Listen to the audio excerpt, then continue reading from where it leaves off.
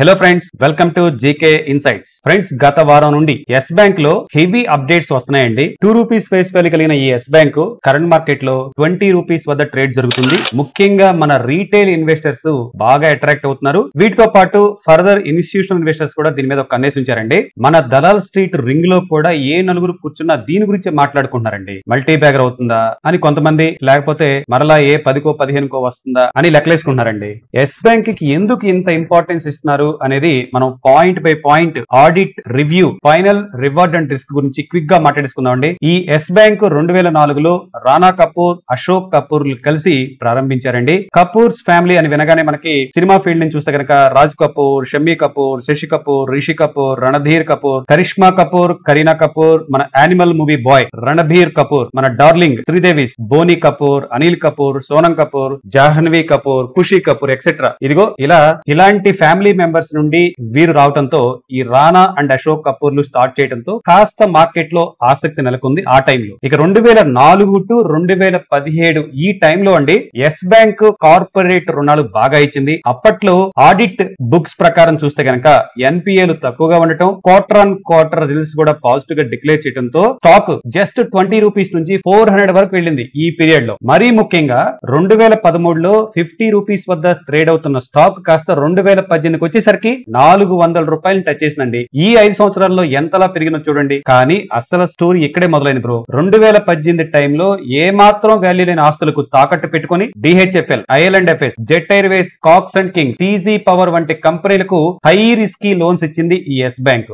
ముఖ్యంగా Rana Kapoor yes bank ను తన వ్యక్తిగత ప్రయోజనాల కోసం యూజ్ చేసుకున్నట్టు కూడా ఆరోపణలు అయితే వెళ్లి వచ్చినాయి. 2018 టు 2020 మధ్య కాలంలో జరిగింది చెప్తానండి. ఎస్ బ్యాంక్ లెండింగ్ లోన్స్ పై ఆర్బీఐ ఫోకస్ పెట్టి ఆడిట్ మొదలెట్టేసింది. ముఖ్యంగా నాన్ బ్యాంకింగ్ ఫైనాన్స్ కంపెనీలకి, రియల్ ఎస్టేట్ కంపెనీలకి ఇచ్చిన రుణాలు ఇవి ఎన్పిఏలు అంటే నాన్ పెర్ఫార్మింగ్ అసెట్స్ గా మారిపోయినాయి. అంటే వీళ్ళు రుణాలు ఇచ్చారు, అవి వీళ్ళకి రాలేని పరిస్థితిలో ఉన్నాయన్నమాట. 2020లో బ్యాంకులకు డిపాజిట్ ఫ్లో అనేది డెడ్ అవడంతో రొటేషన్ చైన్ కూడా కట్ అయిపోయింది. తీవ్ర స్థాయిలో బ్యాంక్ కి నిధుల కొరత వచ్చేసింది. మూలిగేమి నక్క మీద తాటికాయ పడినట్లు డిపాజిట్లు విత్డ్రాల్ కూడా మొదలు పెట్టేశారు మన డిపాజిటర్స్. ఫైనల్ గా మ్యాటర్ కట్ చేస్తే విండోస్ లో బ్లూ స్క్రీన్ పడినట్టు మన Alt control delete admin RBI వారు మారిటోరియం విధించారు ఎస్ బ్యాంక్ మీద. డిపాజిటర్స్ కు మనీ విత్డ్రాల్ లిమిట్ చేసుకోవడానికి కూడా లిమిట్ పెట్టేసింది. ఫైనల్ గా కట్ చేస్తే 30,000 crores పైగా స్కామ్ జరిగినట్లు ఆరోపణలు వచ్చినాయి. మార్చి 2020లో Reserve Bank of India restructuring, safeguard activities ని స్టార్ట్ చేసింది.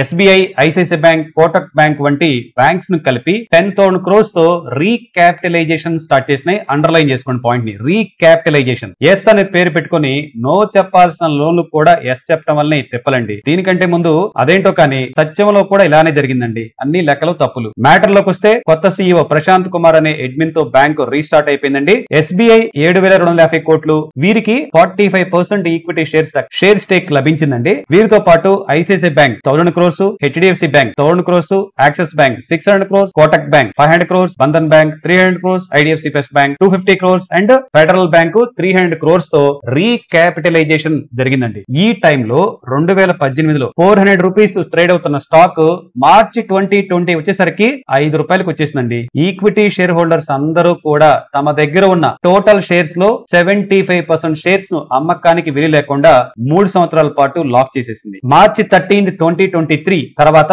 లాక్ ఇన్ ని రిలీజ్ అయిందండి. స్టాక్ మార్కెట్ లో ఏ రోజు ఇప్పుడు ఏం జరుగుతుందో తెలియదు కాబట్టి మన దగ్గర ఉన్న మనీ అంతా కూడా ఒకే షేర్ లో ఇన్వెస్ట్మెంట్ చేయకూడదు అని మనకి దీన్ని బట్టి అర్థమవుతుందండి. Even swing and positional traders కూడా 3 సంవత్సరాల పాటు ఇరుక్కుపోయారండి దీనిలో. నౌ అసలు మ్యాటర్ లోకి వద్దామండి. 20 రూపీస్ దగ్గర ట్రేడ్ జరుగుతున్న ఎస్ బ్యాంక్ మళ్ళీ ఇప్పుడు 100 రూపాయలకి 400లకు వస్తుందని చెప్పేసి మార్కెట్ లో రకరకాల గుసగుసలు, డిస్కషన్స్ నడుస్తున్నాయండి. దీనికి తోడు వెరీ రీసెంట్ గా జపాన్ కు చెందిన ప్రముఖ బ్యాంకింగ్ సంస్థ అయిన SMBC, Sumitomo Mitsui Banking Corporation Yes Bank లో 20% వాటాను కొనుగోలు చేయడానికి డీల్ కుదుర్చుకుందండి. ఈ డీల్ విలువ 13,483 crores. మన ఇండియన్ బ్యాంకింగ్ సెక్టార్ లో జరిగిన అతిపెద్ద అంతర్జాతీయ ఒప్పందంగా మనం చెప్పుకోవచ్చండి. ఎస్బీఐ తన దగ్గర ఉన్న వాటా 13.19% స్టేక్ ను ఈ ఎస్ఎంబిసికి సేల్ చేస్తున్నారండి. మిగిలిన బ్యాంకులు ఏదైతే ఉన్నాయో HDFC bank, ICICI bank, Kotak bank, axis bank, IDFC first bank, federal bank, Bandhan bank కలిసి 6.81% వాటాను 4,500 594 crores కు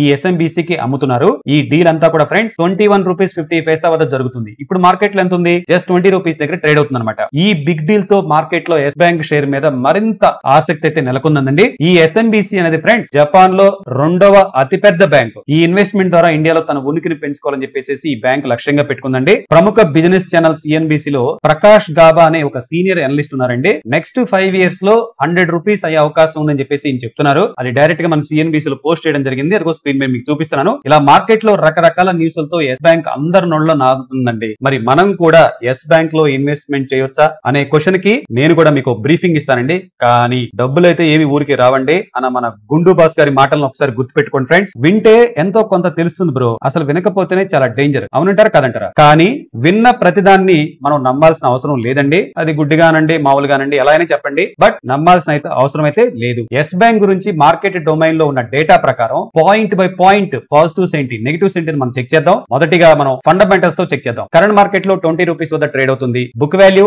15 రూపీస్ 30 పైసా ఉంది. P/B రేషియో అయితే 1.3 గా ఉంది. ఈ రెండింటిని చెక్ చేసుకుంటే నార్మల్ గా ఉంది. ఇంట్రిన్సిక్ వాల్యూ 14 రూపీస్ 60 పైసా ఉంది. కరెంట్ మార్కెట్ లో 20 రూపీస్ ఉంది, అంటే ఎక్స్పెన్సివ్ గా ఉంది. PE రేషియో 25.7, ఇండస్ట్రీ PE చూస్తే 11, ఓవర్ వాల్యూడ్ అండ్ ఎక్స్పెన్సివ్. ఇక ఫైనాన్షియల్ పెర్ఫార్మెన్స్ విషయానికి వస్తే నెట్ ప్రాఫిట్ 2446 crores ఉంది. Quarter on quarter, year on year చాలా ఇంప్రెసివ్ గా ఉంది. ప్రాఫిట్ గ్రోత్ 90.1%, హెవీ గ్రోత్ కి ఇండికేట్ చేస్తుందని చెప్పేసి చెప్పుకోవచ్చు. Sales growth 12%, stable revenue growth. Earning per share 78 పైసా ఉంది. చిన్నగా ఉన్నప్పటికీ పాజిటివ్ ఉంది కాబట్టి దీనికి మార్కులు వేసేద్దాం. రిటర్న్ అండ్ మార్జిన్స్ విషయానికి వస్తే రిటర్న్ ఆన్ ఈక్విటీ 5.44%, తక్కువగా ఉంది. జనరల్ గా మనకి 12% పైన ఉంటే గుడ్ అండి. ఇక ROCE 6.36% ఉంది, చాలా తక్కువ ఉంది. బ్యాంక్స్ ఇంకా నిలదొక్కువాల్సిన అవసరం ఉంది అని అనిపిస్తుంది. ఆపరేటింగ్ ప్రాఫిట్ మార్జిన్ అండి 61.7%. బ్యాంకింగ్ సెక్టర్ లో ఈ రేంజ్ పెర్ఫార్మెన్స్ వెరీ రేర్ అని చెప్పుకోవచ్చండి. ఇక మార్కెట్ ఇక్కడ వెరిఫై చేస్తే మార్కెట్ క్యాపిటలైజేషన్ 62,775 crore ఉంది. 52 వీక్స్ అయినండి స్టాక్ 27% పడిపోయి ఉంది. 52 వీక్స్ హై లో చూస్తే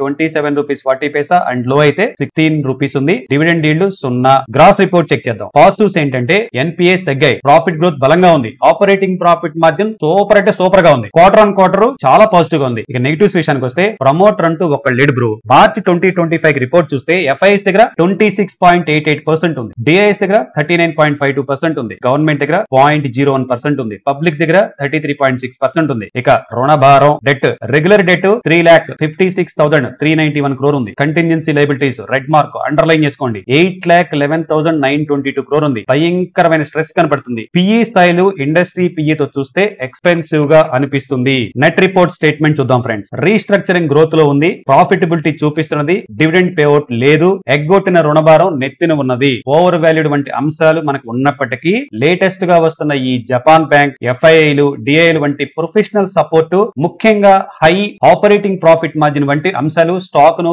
పోర్ట్ఫోలియోలకు తేవచ్చు అని ఇండికేట్ చేస్తున్నాయండి. ఫైనల్ జడ్జిమెంట్ చూస్తే పోర్ట్ఫోలియోలో ఎస్ బ్యాంక్ ని యాడ్ చేసుకోవచ్చు అనుకుంటున్నాం. Basic risk and reward people అయితే 2.5% ఎలకేషన్ చేసుకోవచ్చు. మీడియం రిస్క్ అండ్ రివార్డ్ వారైతే 5% తో ఎలకేషన్ చేసుకోవచ్చు. హై రిస్క్ అండ్ రివార్డ్ వారైతే 10% తో ఎలకేట్ చేసుకోవచ్చు అనుకుంటున్నాం. దీంతో పాటు SIP ద్వారా యాడ్ చేసుకుంటే, అదేవిధంగా DIP డిప్ ఇన్వెస్ట్మెంట్ ప్లాన్ ద్వారా కనుక యాడ్ చేసుకుంటే ఇంకా ఎక్కువ రివార్డ్ రావడానికి అవకాశాలు అని చెప్పేసి మనం అనుకుంటున్నామండి. ఇప్పుడు వివరించిందంతా కూడా ఇంటర్నెట్ నుండి సేకరించి వివరించడం జరిగింది. పూర్తిగా ఎడ్యుకేషన్ పర్పస్ కోసం మాత్రం చేసింది. ఎటువంటి బై అండ్ సెల్ రికమెండేషన్ కాదు. మీరు ఇన్వెస్ట్మెంట్ కానీ ట్రేడ్ కానీ చేసుకునే ముందు మీరు వ్యక్తిగత అంశాలకు అనుగుణంగా నిర్ణయం తీసుకోగలరు. ఈ ఎస్ బ్యాంక్ కు సంబంధించిన రియల్ టైం మార్కెట్ ఇన్సైట్స్ ని మన టెలిగ్రామ్ ఛానల్ అయిన GK లో కింద డిస్క్రిప్షన్ లో లింక్ ఇచ్చానండి. లైవ్ లో అప్డేట్ చేస్తాను చూడండి. ఈ స్టాక్ గురించి ఇంకా ఏదైనా విషయాలు కావాలంటే కామెంట్ లో పెట్టండి. నేను ప్లస్ మన టీం ఎప్పటికప్పుడు రిప్లై ఇచ్చే ప్రయత్నం చేస్తాను. మన ఛానల్ సబ్స్క్రైబ్ చేసుకోకపోతే ఇప్పుడే సబ్స్క్రైబ్ చేసుకోండి.